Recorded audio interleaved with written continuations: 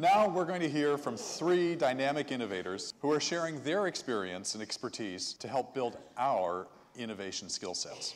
Our first speaker is dedicated to building college success at the nation's and the world's largest philanthropy, the Bill and Melinda Gates Foundation.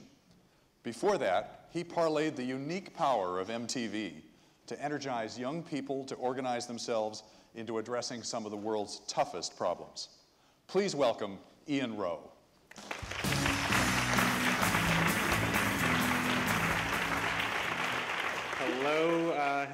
Hello. Thank you, everyone. Great-looking crowd. It is an honor to be here, especially in front of such a great group of innovators. Can everyone hear me? Yeah, okay.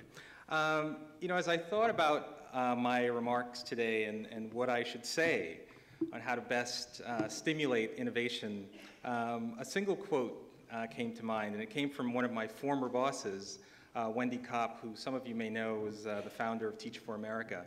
She once said, and I quote, "As leaders do in any context, they take their vision rather than the constraints in which they are working as the only given." They take their vision rather than the constraints in which they are working as the only given. I love that quote, you know, because it underlies the spirit of every innovator who almost always dwells in what I call the world of the possible and what has not yet even been conceived, much less created. And indeed, here are a few examples, you know, of other innovators who took their vision rather than the constraints in which they were working as the only given. Before this decade is out, land a man on the moon and return him safely to Earth. One man, one vote. Simple idea, but it didn't exist for a long, long time. A computer on every desk and in every home. Yes, we can. Or I have a dream today. You know, while these are very different contexts, you know, from an unprecedented space mission to go to new frontiers, or to ensuring every person had the right to vote, or to building the world's largest software company, the common element was a leader who was able to succinctly and visually articulate the world in which they wanted all of us to live. And yet each of these leaders who set these goals was criticized for having an unrealistic vision.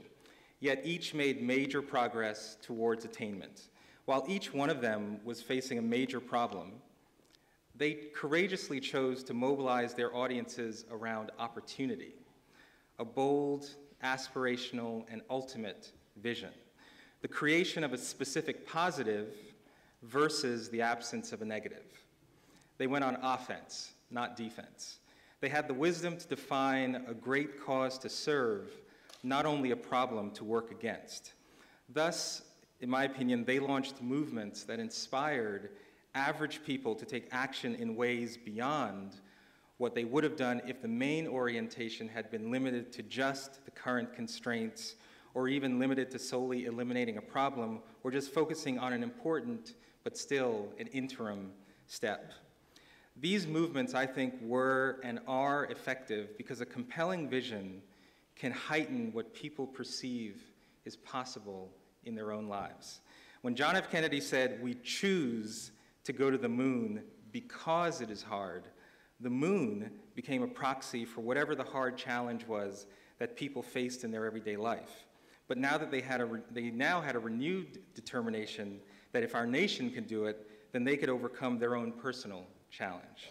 When Robert F. Kennedy said, "Some people see things as they are and say why, yet I dream things that never were and say why not," that sentiment struck people to say the same thing about their own lives.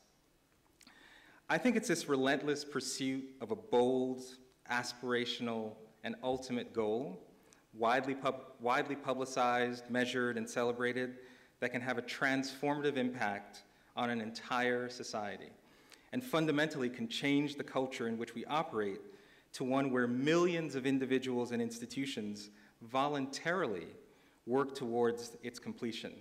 And in the beautiful irony of behavioral science, it's the very pursuit of a positive goal and the cultural norms surrounding it that oftentimes make it much less likely for individuals to engage in the targeted problematic behaviors we were trying to avoid in the first place.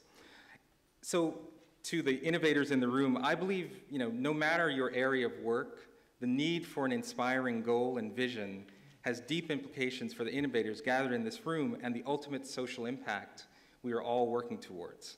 I am lucky enough to be part of an organization at the Gates Foundation that operates under a simple but powerful premise: all lives have equal value.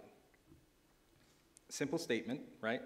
But if you think about it for a second and a half, you know it's simply not true in practice, not within America's borders, nor anywhere in the world. So we constantly ask ourselves, what role can we play? What intervention can we deploy to make this guiding principle true? All lives have equal value. So overseas, we invest in global health and development. We're trying to find vaccines to address deadly diseases.